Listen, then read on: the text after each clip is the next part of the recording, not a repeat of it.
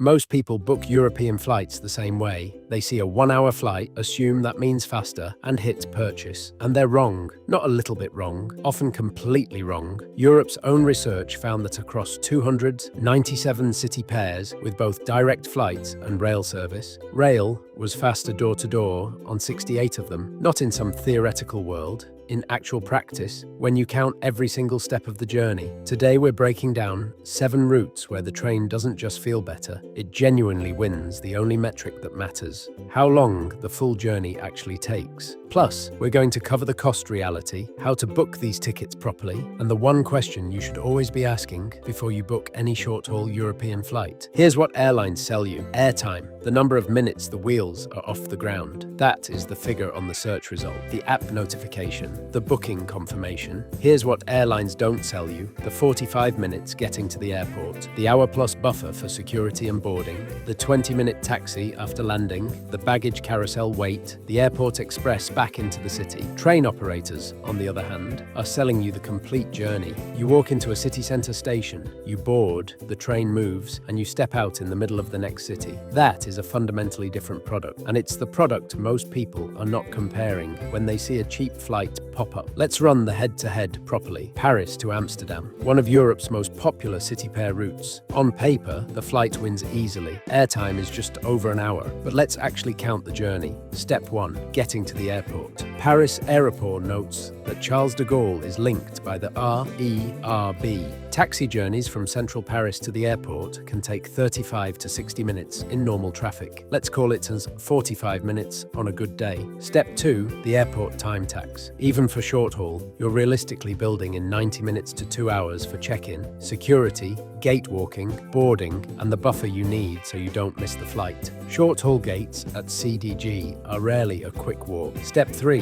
an hour 5 in the air. Step 4, Schiphol to Amsterdam. Central is 17 minutes by train. Efficient, but it's still 17 minutes. A platform change, and your first view of the city from underground. And that doesn't account for checked baggage time, gate changes, or delays, all of which happen more than the search results suggest. Now the train, same journey, completely different experience. Eurostar runs Paris Gare du Nord to Amsterdam Central in 3 hours 20 minutes. And on this route, unlike the London routes, Eurostar recommends arriving around 20 minutes before departure. Not an hour and a half, 20 minutes. Your luggage travels with you. No checked baggage, no carousel, no wait fees, unless you're going well above a generous allowance. You board, you sit down, and the journey starts. The time on board is also genuinely usable time. You can work, read, eat properly, sleep, or watch Europe pass by at 300 kilometers an hour. Not queue, not wait, not sit in a departure lounge. Then you arrive at Amsterdam Central, which is actually central. You step off the train, and you're already in the city. The canals, the streets, the hotels, they're right there. No airport express, no metro, no, we're nearly there. The train is slower in the air and faster everywhere else, which means door to door on this route, it often wins. Here's the thing, most travel comparisons leave out the actual cost comparison. Budget airline headline fares look extraordinary until you add a seat, a bag, and a snack. By the time you've selected a seat that isn't in the last row, added a carry-on bag that won't fit in the overhead, and bought water at the gate, that £29 fare has become something rather different. Train fares on major European routes book early too, and on high-speed services like Eurostar, AVE, Italo, and ICER, advanced booking can land you surprisingly competitive prices. Paris to Brussels on Eurostar starts from around £39 standard. Madrid to Barcelona on Ouigo can be found for under £15 with advanced booking. The gap between budget rail and budget air on these routes is often far narrower than people assume. And unlike a budget flight, the train fare typically includes what you actually need to make the journey. No seat selection surcharge, no cabin bag fee, no airport transfer on either end. Factor in 2 airport transfers, taxi or express train each way, and the real cost of the budget flight starts looking very different on a spreadsheet. The route that started the argument. Eurostar runs London, St Pancras to Paris Gare du Nord in 2 hours 16 minutes. London routes require earlier check-in, around 90 minutes, because of passport control, but you still depart from the centre center of London and arrive in the center of Paris. Compare that to Heathrow, plus the hour plus at the airport, the flight itself, and Charles de Gaulle on the other end. The train still makes a very strong argument. Spain has built one of the finest high-speed rail networks in Europe, and this route is the proof. Ouigo covers Madrid to Barcelona in around 2 hours 30 minutes on their fastest services. The alternative, flying El Prat to El Prat, means two airports that are both a distance from their respective city centres. The rail product here is so strong that flying genuinely does start to feel like the long way round. Italy delivers another rail heavyweight. Italo lists Rome to Milan in 2 hours 52 minutes, and the Frecciarossa service runs straight between two iconic city centre stations. Roma Termini is already in the heart of Rome. Milano Centrale is a 10-minute walk or taxi from the Duomo. Compare that to the Rome Fiumicino or Milan Malpensa airport experience, and the airport day starts to look exhausting. At 1 hour 22 minutes, Paris to Brussels is barely even a contest. Eurostar recommends arriving around 20 minutes before departure on this route. For a journey this short, the airport ritual, transfers, check-in, security, boarding, doesn't just fail to compete, it becomes genuinely absurd. This route is one of the clearest arguments in Europe that short-haul flying has a ceiling. Deutsche Bahn's ICE service links Berlin and Hamburg in around 1 hour, 45 minutes, city centre to city centre. Both stations are well-positioned urban hubs. This is exactly the type of route where the airport ritual makes no logical sense, unless you have an extraordinary sale fare or an onward connection. The ICE is fast, reliable, and drops you exactly where you want to be.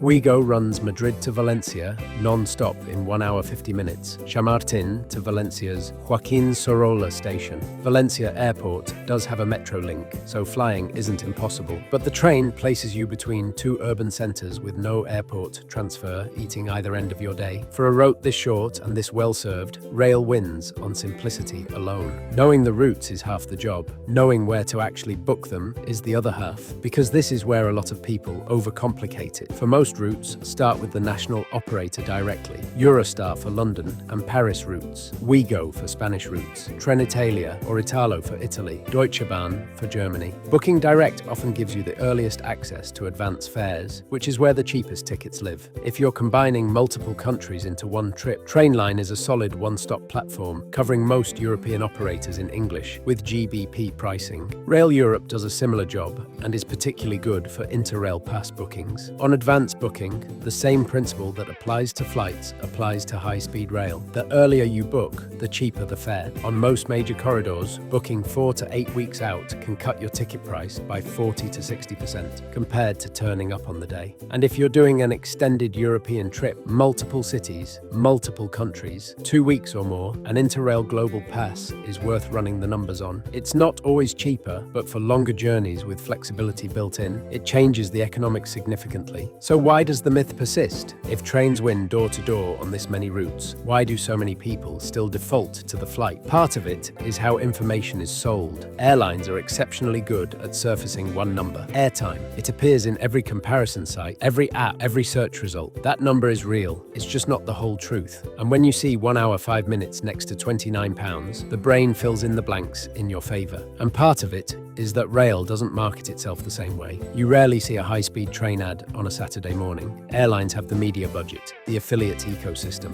the booking site placement. The rail industry is still catching up on distribution. None of this is anti-flying. If you're heading to an island, Mallorca, Sardinia, the Greek islands, Cyprus, you need a plane. If you're covering 1,500 kilometers or more, rail becomes a different proposition. If you've found a genuinely exceptional sail fare on a route with poor rail infrastructure, take it. The point is not that trains are always right. The point is that on these 7 routes, and dozens more like them, too many UK travellers are defaulting to the headline flight time without asking what the real journey time actually is. And that default is costing them hours, stress, and often more money than they realise. Here is the rule that changes how you book European travel. Stop asking how long the flight is. Start asking how long the whole trip is. Because once you count every step, the airport transfer, the early arrival buffer, the security queue, the boarding, the landing, the baggage, the arrival transfer, the picture changes on a lot of routes. 7 routes, Same conclusion. In Europe, when there is strong, high-speed rail, it is often the smarter, faster, less stressful option, and sometimes the cheaper one too. If you want to go deeper on travel booking,